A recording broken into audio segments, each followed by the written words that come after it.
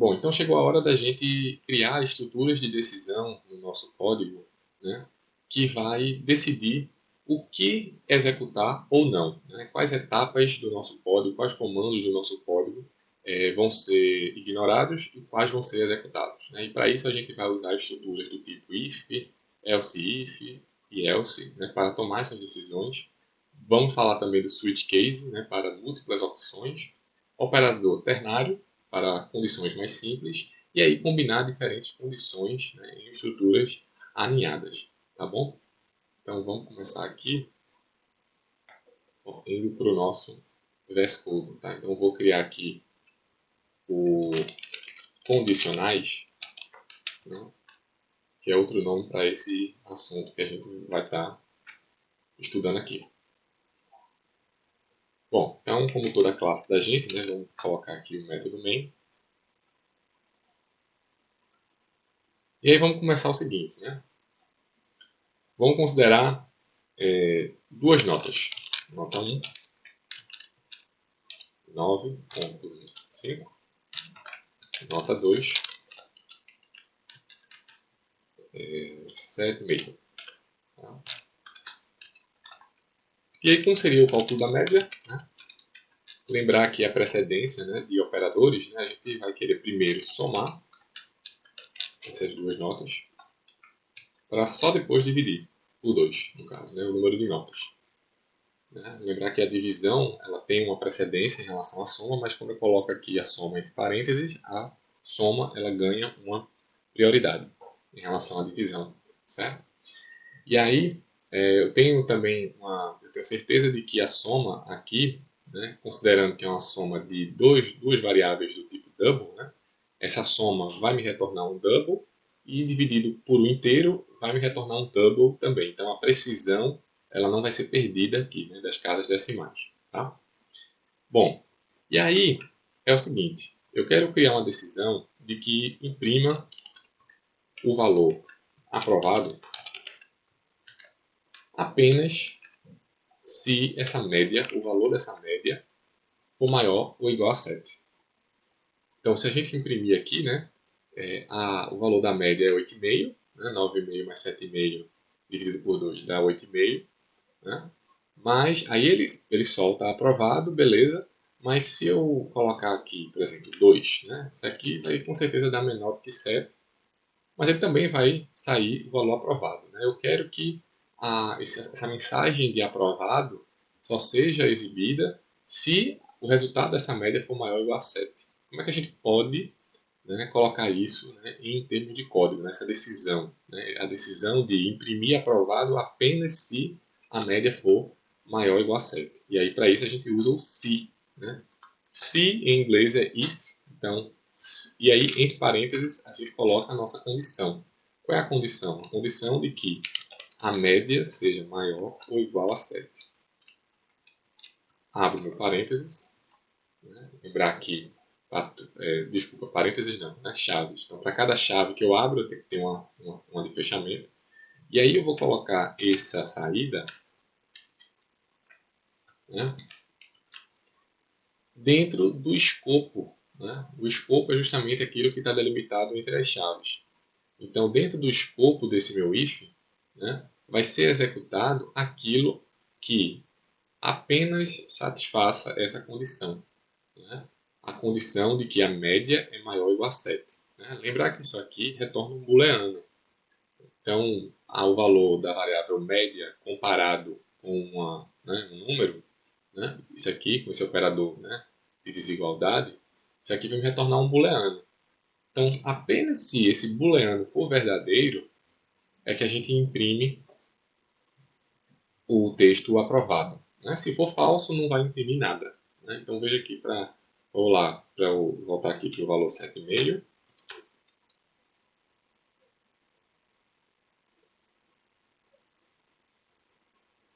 Ele, no caso aqui, né, como a média é maior que 7, né, retornou o aprovado. Mas se eu voltar aqui para o valor 2,5,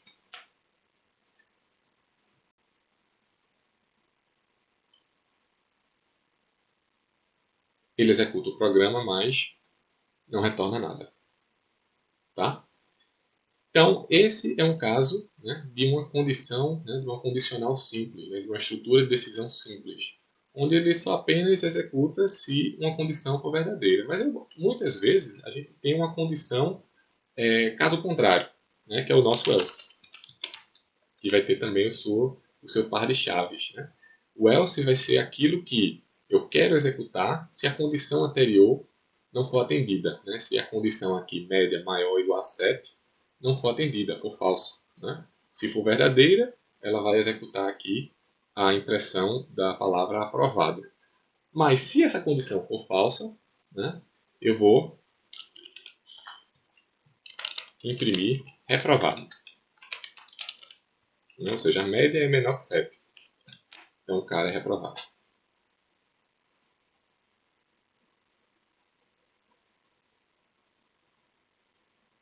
Pronto. Então, com uma nota 9,5 e uma nota 2, 2,5, isso vai gerar uma média menor que 7. Então, essa condição aqui vai me retornar um booleano falso. Então, se é falso, ele não executa o que está dentro do if. Ele vai executar o caso contrário, o else. Né? No caso aqui, ele reprova o aluno. Agora, eu posso ter múltiplas condições. Né? Eu posso querer, por exemplo, dizer o seguinte. Agora, caso contrário, né? Vamos lá. Se a média for maior que 7, ele imprime o aprovado. Agora, caso contrário, se a média for exatamente 7, veja que agora eu estou usando o operador relacional de igualdade. Né? Estou verificando se a média é exatamente igual a 7. Né? Eu vou botar aqui aprovado no limite. Então, ele só vai executar aqui o aprovado se a média for maior ou igual a 7. Aliás, vou até corrigir aqui, né? Maior que 7. Eu vou remover o 7 dessa comparação. Só vai ser aceito se for de 7,1 para cima. Né? Então, se a média for maior que 7, ele vai imprimir aprovado. Agora, se a média for exatamente 7, ele vai imprimir o aprovado no limite. Né? E aí, para isso, eu vou botar aqui 7 e 7. Né? Para a gente ter uma média exatamente 7. Pronto. Veja que ele caiu nessa condição aqui, né? Nessa decisão de que a média é igual a 7. Tá? Mas eu posso querer um caso contrário, né? Ou seja, o else, que é a situação em que nenhuma das condições anteriores foi verdadeira. Né? Então, a média não foi maior que 7, a média não foi igual a 7. Então, se nenhuma dessas condições forem atendidas, ele vai cair no else. Né? É aquela condição, né, que fica por último, né, caso nenhuma das outras forem aceitas. Né? E aí eu vou botar de novo o reprovado.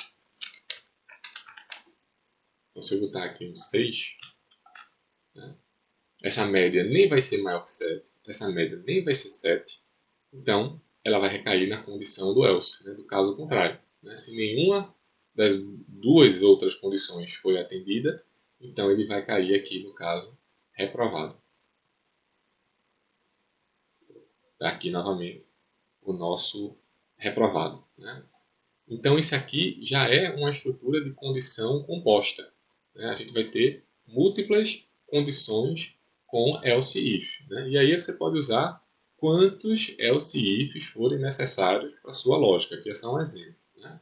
Mas no final, né, eventualmente você usa um else, né? Então apenas um else é possível, né? Que é justamente o caso em que nenhuma das condições anteriores que você colocou foram atendidas, certo?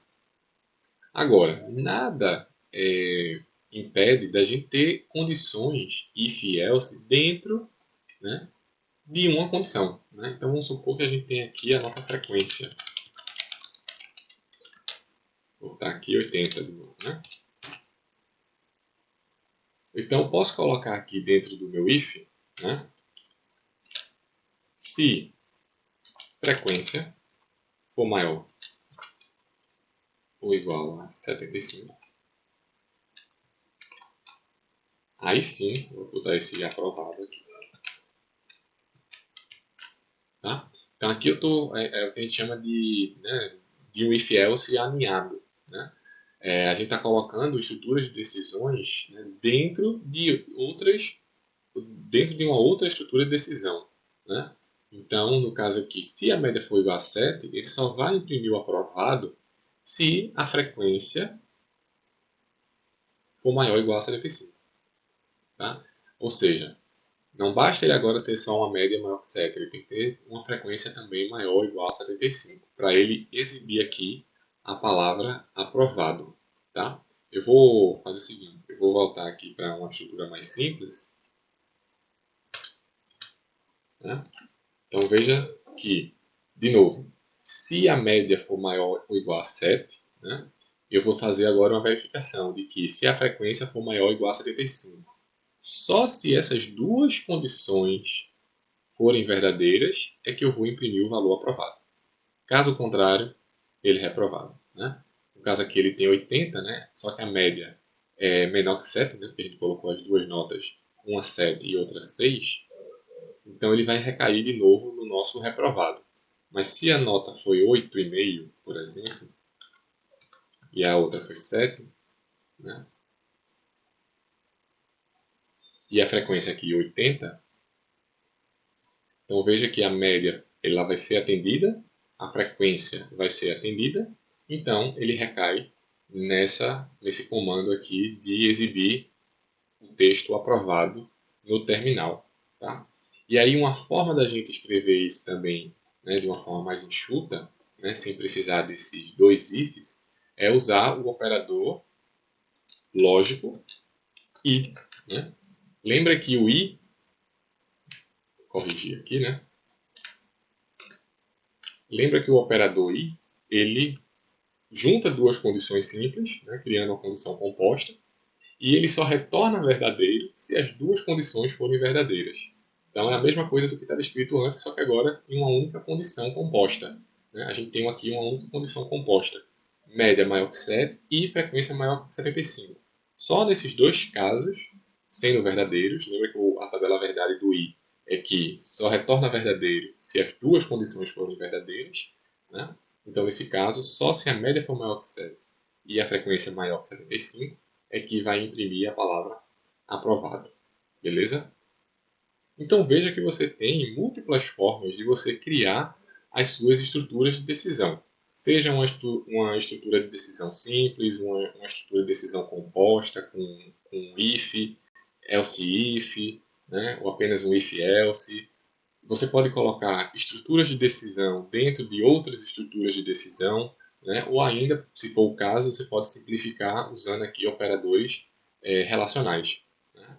Aliás, operadores lógicos. Né? O i, né? O ou, vai depender da sua necessidade, depender da regra de negócio que você está implementando. Né? Mas entenda que essas estruturas de decisão, elas refletem o fluxo que você quer executar no seu código. Né?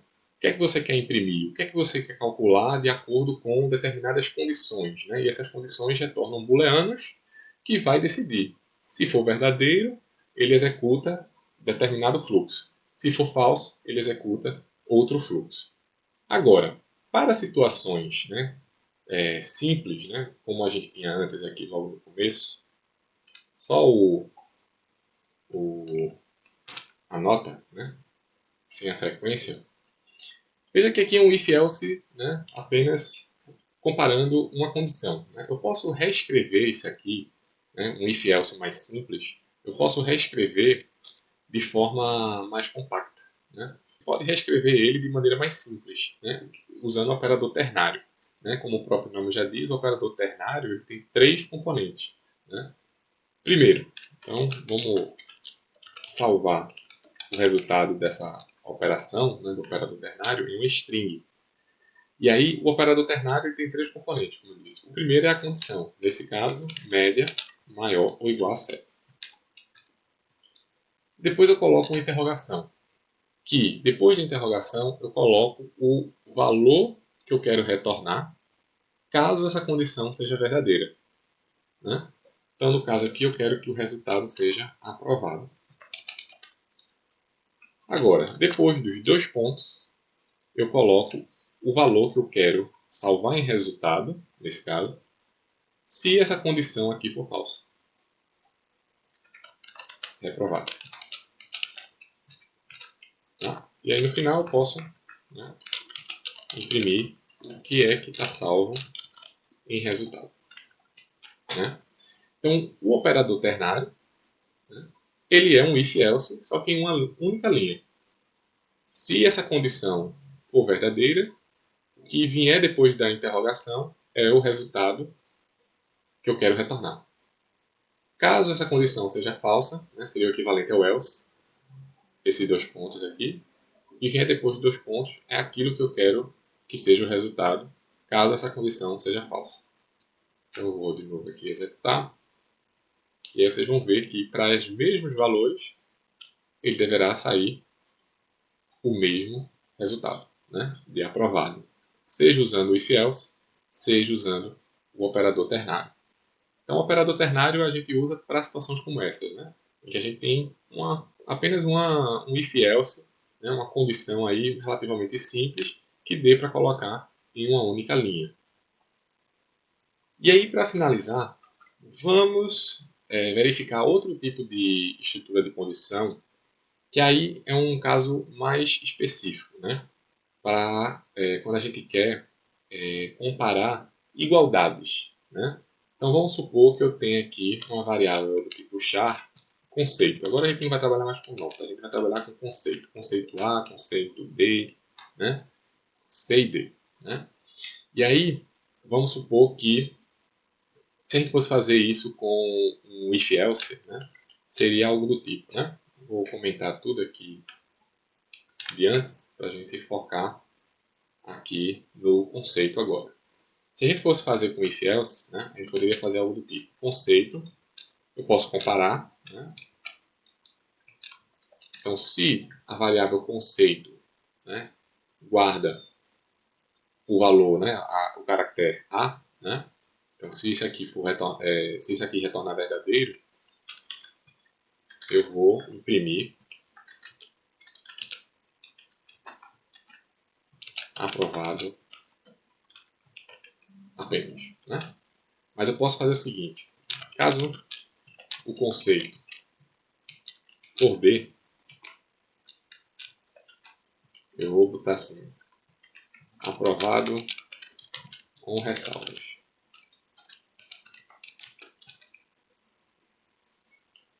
Vou botar aqui o else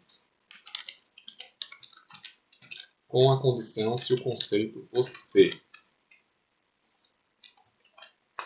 Nesse caso, eu vou imprimir reprovado. E aí, eu vou colocar também se o conceito... Vou botar só else, né?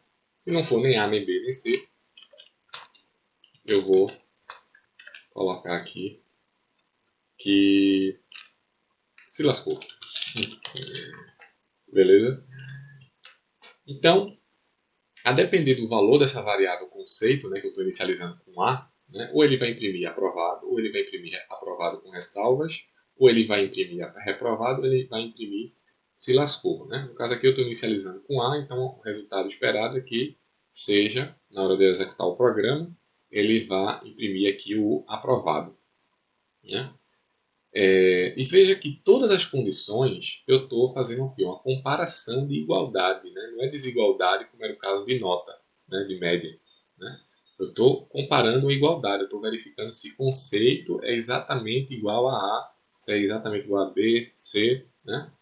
Então, né? Vou inicializar aqui com C para a gente ver a saída. Né? No caso aqui, a saída esperada é o reprovado. Né? Para situações como essa, em que a gente está comparando, né, uma variável com outra, né, usando a igualdade, né, a gente não está usando desigualdade aqui, a gente pode reescrever esse if-else de outra forma. Né? Então, é usando que o switch case. Switch. Quem eu quero, né, quem vai ser aí a minha variável que eu vou ficar comparando, né, com determinados valores, né, pré-definidos. Né? É a minha variável conceito. abro chaves, tá? E aí, dentro desse switch, é onde eu vou definir os casos que podem ser o valor da variável conceito.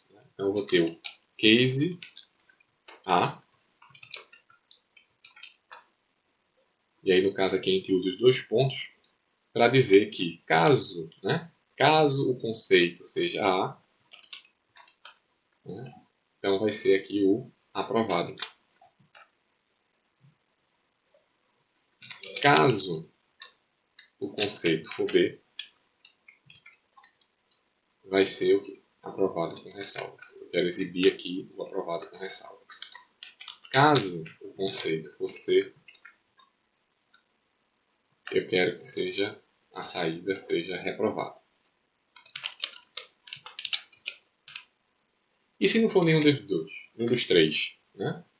Então, o equivalente ao else aqui, né? O else em que, caso contrário, né? Ou seja, nenhuma das outras condições anteriores foram satisfeitas, né? O equivalente aqui do switch case é o default, né? É o comportamento padrão. No caso aqui, se lascou. Tá? Só que aí tem um detalhe importante aqui no switch case. Tá?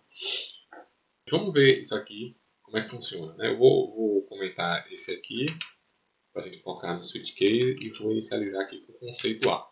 Vamos entender aqui o que, é que vai acontecer com o switch case se o conceito, né, inicializar com A e com esse switch case definido dessa forma. Tá? Vou executar. O que é que a gente espera? Que ele caia no aprovado. Né? Mas veja que ele imprimiu aprovado e todos os outros que vêm depois. Né? Isso acontece por quê? Porque ele cai nesse caso, então ele cai aqui nesse aprovado e todos os outros ele executa também. Esse é o comportamento do switch case. Tá? Vamos só ver de novo com se eu inicializar com B. Né? Cuidado que B maiúsculo é diferente de B minúsculo. Né? Se você botar B minúsculo, ele vai cair em nenhuma dessas condições. Tá? Ele vai cair nessa padrão aqui, né? Que é o se lascou. Mas aí vamos voltar para o que eu estava, né, querendo dizer. Vou botar um B maiúsculo aqui. O que é que vai acontecer? Ele vai cair nesse caso e vai imprimir os outros que vêm logo abaixo. Tá?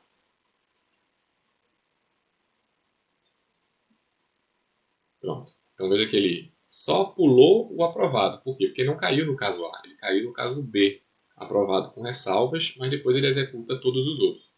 Como é que eu posso evitar que isso aconteça? Né? Esse é o comportamento padrão do switch case. Como é que eu posso evitar que isso aconteça? Usando a palavra break. Então, o break, ele, como o próprio nome já diz, ele quebra, né? Ele sai do switch case. Tá? E aí você pode colocar isso para todos os casos que não seja o padrão, né? O default. Né? Até porque ele é o último. Então, no caso agora, inicializando com B, né? Ele vai executar aqui o aprovado com ressalvas e vai dar o break. Né? Veja que ele não faz mais nada. Né? Ele sai do switch case. Então, é muito importante. Tá?